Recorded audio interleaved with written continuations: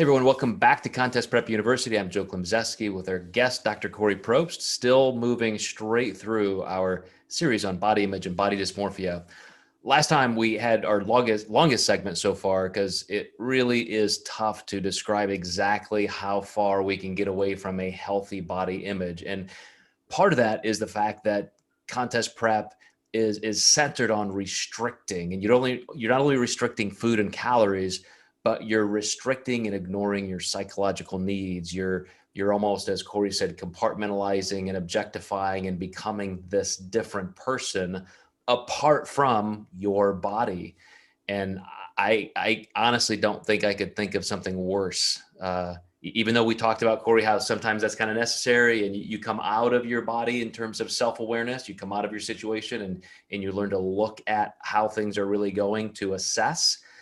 I think there's almost too close to a permanent dissociation when we start to objectify our bodies. And maybe that's the core of body dysmorphia.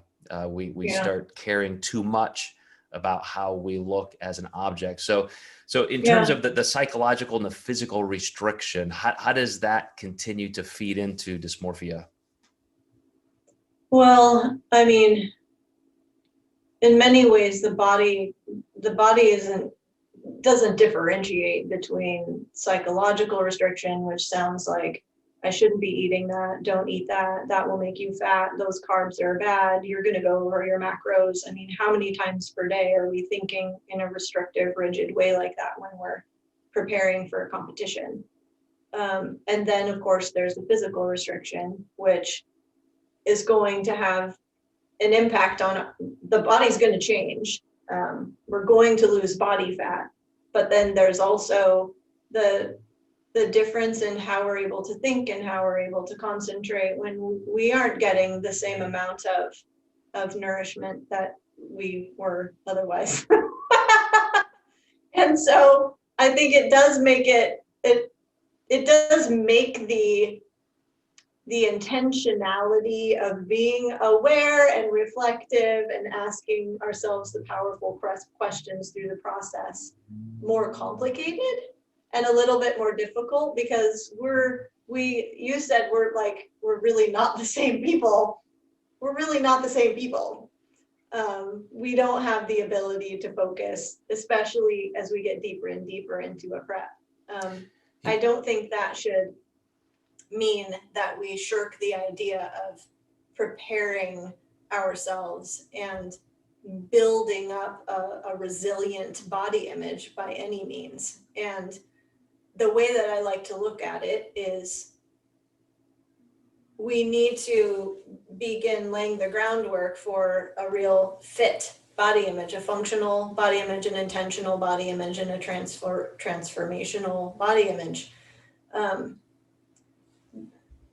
And that means that we're really, as we are preparing for the contest, rather than just focusing on these external attributes, the way that the body is appearing, also understanding and respecting what the body is communicating to us on the inside.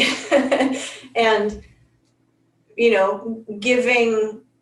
giving credence to the emotions that are arising within our bodies. And when we do this, what we learn is that our bodies aren't just objects. They do feel, and they do exhibit symptoms, whether that's hunger symptoms, whether that's temperature changes, and these are things that are going to change along a prep.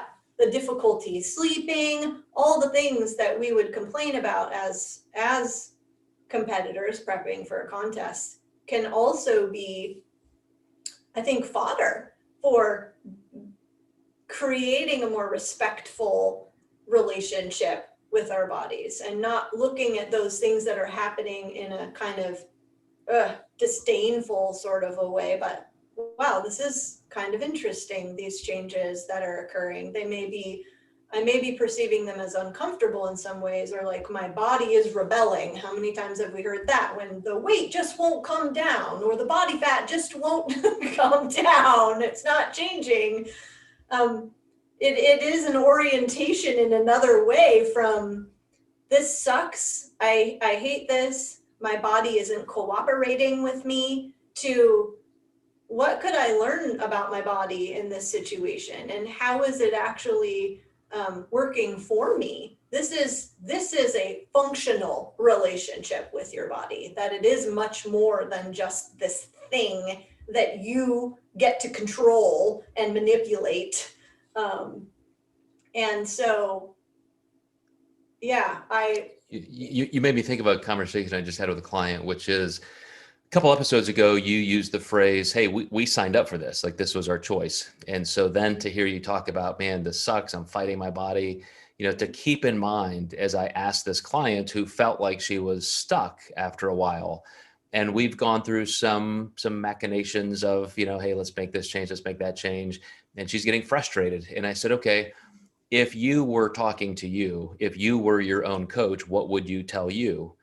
And she immediately kind of backed up and said, well, I would probably tell myself to be patient, and your body's just going through this phase. And all of the pain and frustration and anger she was lashing out with all of a sudden sunk down into this peace and acceptance, because she's extending it to somebody else in my fictitious scenario instead of herself. And so then that light bulb came on and she kind of got it. I love that. It always helped me to imagine I'm in a human relationship. Like, instead of my body being my body is a human, and we're sitting there together. And how would that interaction go? Well, in our next, let's externalize it a little bit.